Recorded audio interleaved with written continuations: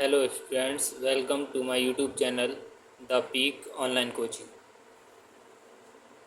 कल की क्लास में हमने पढ़ा था प्रकाश, प्रकाश के गुण और प्रकाश स्रोत। इसी क्रम में आज की क्लास में हम करने जा रहे हैं नेक्स्ट टॉपिक दर्पण।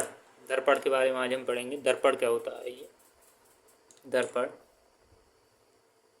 तो देखते हैं दर्पण क्या होता है। दर्पण बेसिकली शीशा जिसे हम यूज करते हैं घरों में, मिरर। क्या होता है दर्पण? एक अपारदर्शी माध्यम होता है जिसके एक तल पर पॉलिश कर दी जाती है और दूसरा तल परावर्तक तल होता है। तो दर्पण एक माध्यम है जिसके एक तल पर पारे की कलई या लाल ऑक्साइड का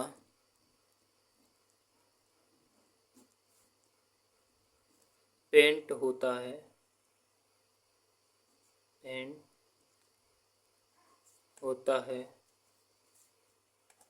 तथा दूसरा तल परावर्तक तल होता है।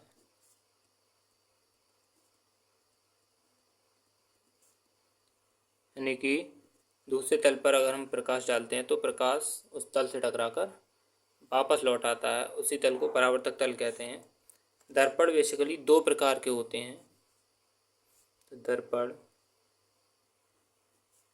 दो प्रकार के होते हैं। दर्पण दो प्रकार के होते हैं। कौन कौन से? नंबर एक, समतल दर्पण। नंबर एक, समतल दर्पण। और दूसरा होता है नंबर दो, गोलीय दर्पण। गोलीय दर्पण क्या होते हैं? समतल दर्पण नाम से ही समतल, जिसका परावर्तक तल जो होता है, जो प्लेन होता है, वो समतल दर्पण कहलाता है। गोलीय दर्पण जिसका परावर्तक तल गोल होता है, वो गोलीय दर्पण कहलाता है। तो समतल दर्पण की परिभाषा में हम लिखते हैं वह दर्पण जिसका परावर्तक तल समतल होता है। परावर्तक तल समतल होता है, समतल दर्पण कहलाता है। जैसे ये एक तल पर हमने क्या कर दी? पॉलिश कर दी या पेंट कर दिया, इसे कहते हैं पारे की कलई। पारे की कलई या लाल ऑक्साइड का पेंट कर देते हैं। और ये जो दूसरा तल होता है, ये परावर्तक तल होता है। परावर्तक तल, इस तल से टकराकर प्रकाश वापस अपने माध्यम में लौट जाता है। दूसरा होता है गोलीय दर्पण। गोलीय दर्पण क्या होता है? वह दर्पण जिसका परावर्तक तल गोल होता है। जिसका परावर्तक तल गोल होता है, यानी कि गोलीय दर्पण जो होते हैं वो कांच के खोखले गोले से काट कर बनाए जाते हैं। इसका परावर्तक तल गोल होता है, अर्थात ये कांच के खोखले गोले को काटकर बनाए जाते हैं। ये दो प्रकार के होते हैं। गोलीय दर्पण दो प्रकार के होते हैं। प्रकार, गोलीय दर्पण के प्रकार क्या क्या हैं? ये दो प्रकार के होते हैं। नंबर एक, अवतल दर्पण। अवतल दर्पण। नंबर दो,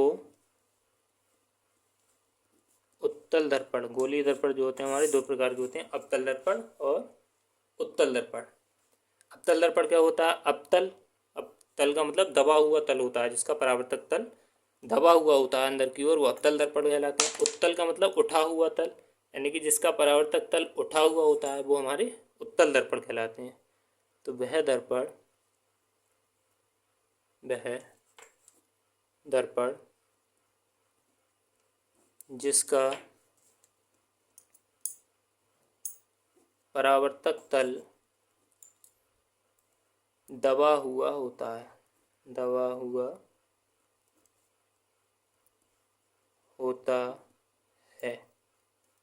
अवतल दर्पण कहलाता है।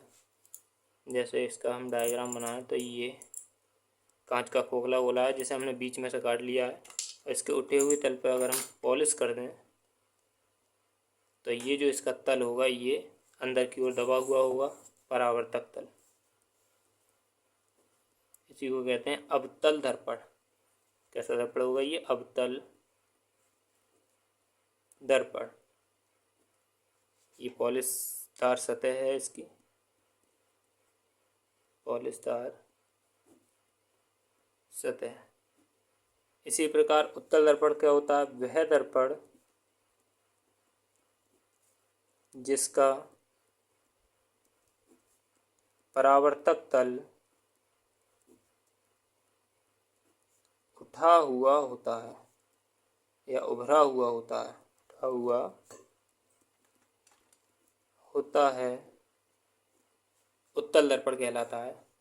जैसे ये हमने बनाया और इसके अंदर वाले तल पे अगर पॉलिश कर दें, हम लाल ऑक्साइड का पेंट कर दें, ये पॉलिशदार सतह है,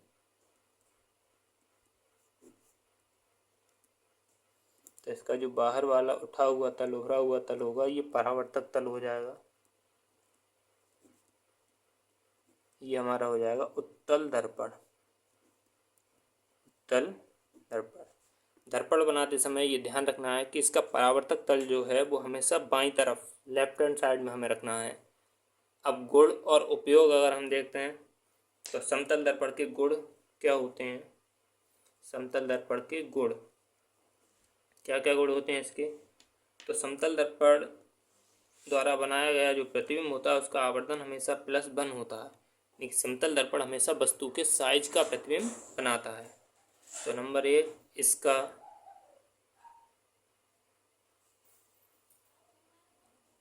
आवर्धन +1 होता है। आवर्धन +1 का मतलब ये हमेशा वस्तु के साइज का ही प्रतिबिंब बनाता है, यानी कि जितनी बड़ी वस्तु होगी इसके द्वारा बनाया गया प्रतिबिंब का साइज भी वस्तु के बराबर ही होगा। दूसरा, इसकी फोकस दूरी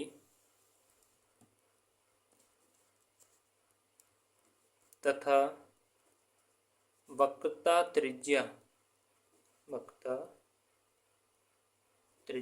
अनंत होती है। इसकी फोकस दूरी कितनी होती है? अनंत होती है। ये 2 गुण हो गए इसके। उपयोग कहाँ कहाँ उपयोग किया जाता है समतल दर्पण?